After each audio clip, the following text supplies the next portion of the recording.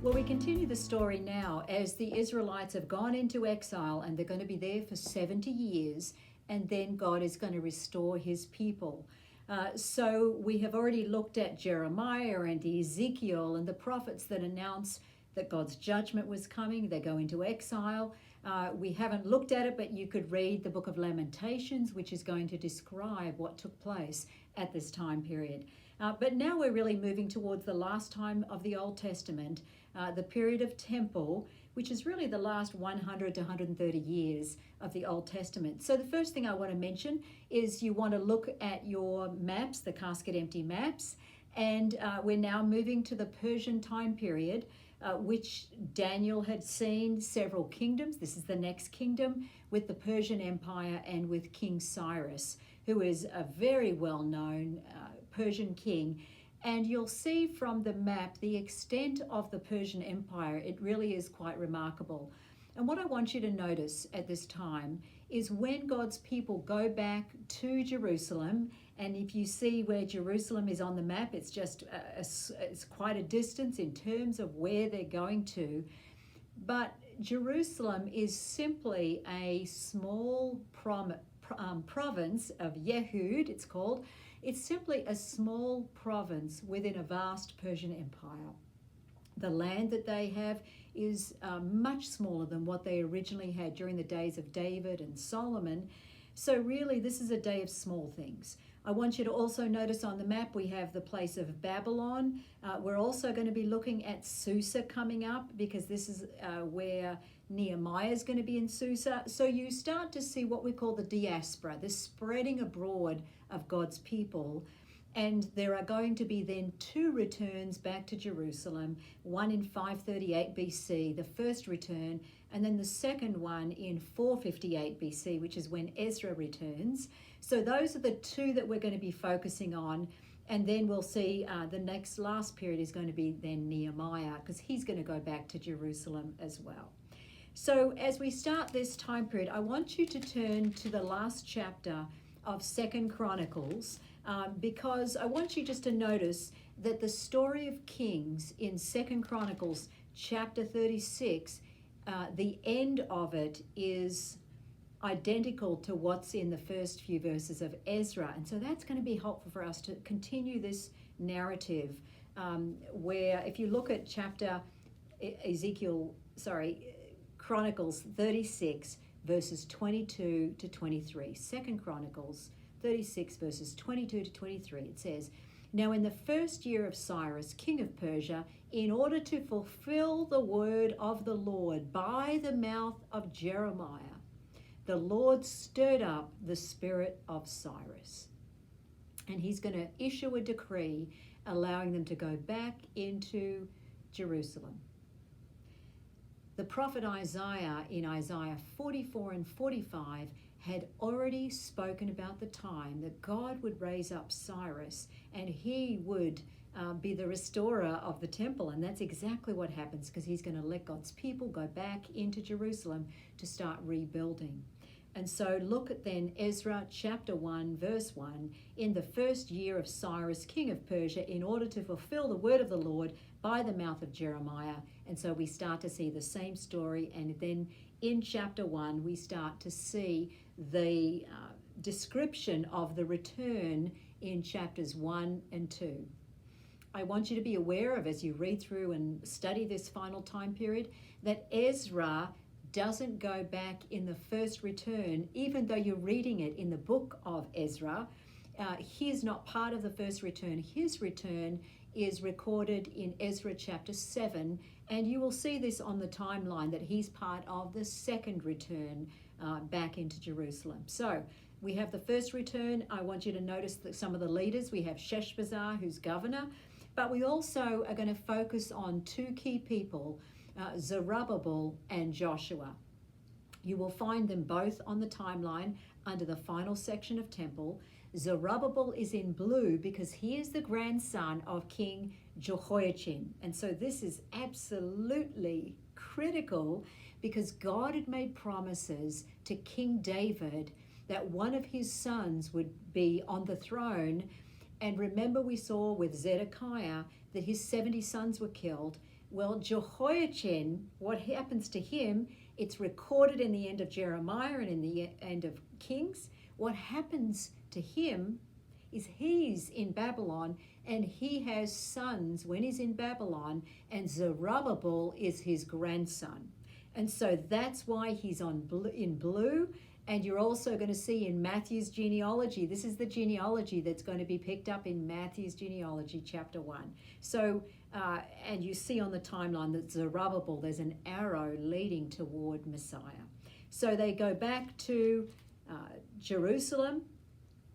There is, they start building the temple, they build the foundation, and then they're going to offer sacrifices. But there is some conflict that happens with the people of the land, and they stop building the temple. And I want to pick it up in chapter 5 of Ezra, because in Ezra chapter 5 it says, when the prophets Haggai and the prophet Zechariah prophesied to the Jews who were in Judah and Jerusalem, then Zerubbabel and Joshua began to rebuild the house of God which is in Jerusalem, and the prophets of God were with them, supporting them. So I'm going to turn now to look at the prophets Haggai and Zechariah just briefly. But Haggai and Zechariah, God raises them up in 520 BC, and they are going to have a prophetic word give a prophetic word to the exiles who have now returned back to Jerusalem. So they're going to encourage them to rebuild the walls, but they're also given visions of something greater beyond the immediate temple, and which we often find with prophets. They speak to their immediate circumstances, but they're also going to be speaking and giving a word for something that goes beyond that. And that's exactly what we find in these prophets. I also want to mention, as we think about Haggai and Zechariah and this time period, is don't miss what else is going on. Because these two leaders here, Zerubbabel and Joshua, and both the prophets are going to speak directly to them. They have a significant leadership role at this time in terms of rebuilding the temple. Well, why is that important? It is important because Zerubbabel is from the tribe of Judah, and Joshua is the priest from the tribe of Levi.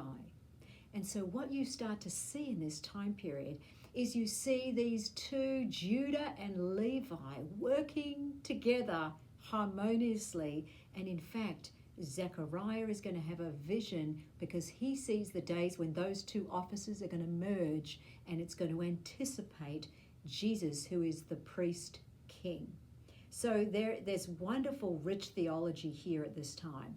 So if you can turn to the prophet Haggai, it's a short prophetical book. I simply want to mention that he is going to give prophetic word to encourage God's people to rebuild Jerusalem, and there is a promise of God's presence dwelling in their midst. And he also promises that God's glory is going to be greater than the former glory. Now I want to turn to Zechariah, who's also prophesying during this time. He calls God's people to return back to the Lord. It is what we call kind of, their language is very eschatological type language. But don't be put off by that, because what's important here is he is going to be seeing a vision of the restoration of Zion, and he sees that God is going to dwell in the midst of his people. So in Zechariah chapter 2, he sees in verse 10, he says, "Sing for joy and be glad, O daughter of Zion, for behold, I am coming and I will dwell in your midst, declares the Lord." And then he also says this, and this is another theme in this prophetical book, verse 11 of chapter 2. "Many nations will join themselves to the Lord in that day and will become my people." Do you see what's going on here? There's a promise of God's dwelling with his people, and the nations are going to become part of the people of God. And that gets picked up in a later chapter. And he says, "Then I will dwell in your midst, and you will know that the Lord of hosts has sent me to you." What a wonderful prophecy. Then there are several other prophetic visions being given. In chapter 4, we have this kind of picture of this golden lampstand, and we have these olive trees. And again, my point to mention it is, as you read it through, it is focusing on two anointed figures, Zerubbabel and Joshua, and these are going to be a symbol of something that is to come. Because at the end of chapter 6, we're going to see there's a vision being given there, and Joshua, who is from the tribe of Levi, has a crown put on his head.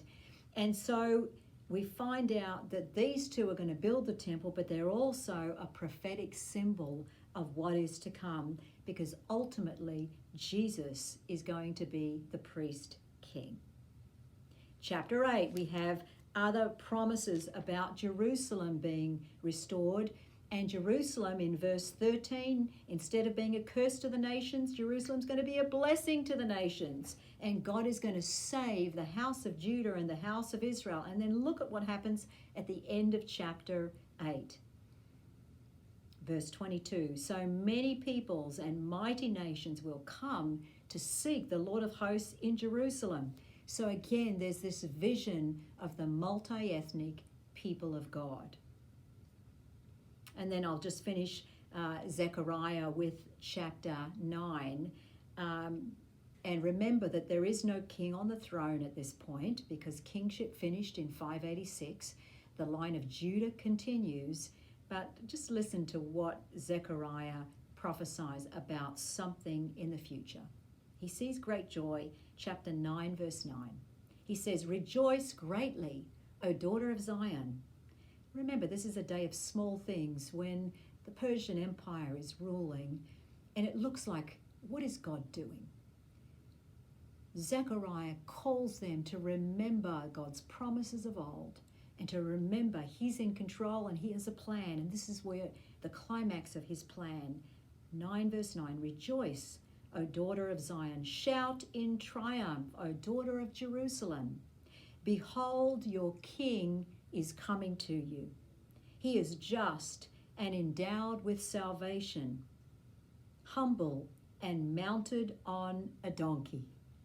And of course, you know that passage that gets picked up with Jesus when he's entering into Jerusalem. What a wonderful, wonderful image that we have here, 500 years earlier, of that prophetic word. But also, just the next verse, this is what it says. He will speak peace to the nations, and his dominion will be from sea to sea and from the river to the ends of the earth. There is the expectation that this king, his rule will extend to the end of the earth. And that's exactly what happens in the end of the book of Zechariah. There's this vision that God will reign and he will rule over the nations. So wonderful prophecies. Then if we go back to Ezra chapter 5 and 6, what happens is that through the prophecies of Haggai and Zechariah, they rebuild the temple. And this is recorded at the end of chapter 6. It says that the temple was completed in the 6th year of the reign of Darius. That's chapter 6, verse 15. That is dated to 516 BC. So we have the completion of the temple, and yet there is no sign of God's glorious presence filling it. Not like we saw in Exodus chapter 40 and in the temple when Solomon built it in God's glory. That's why you will notice the picture for this time period that there is no cloud, because Malachi is going to say that God is going to return, but something else has to happen first. Okay, we also have the second return with Ezra in chapter 7, where Ezra is going to, in 458 BC, he's going to return back to Jerusalem, and he is devastated with what he sees in Jerusalem, because he finds that God's people have been marrying the foreigners, and really the underlying thing is the concern about worshiping their gods. And so he is concerned about this. We have in chapter 9 then this incredible prayer of confession. Remember, Chronicles, 2 Chronicles 7:14. If my people will humble themselves and pray and return to me.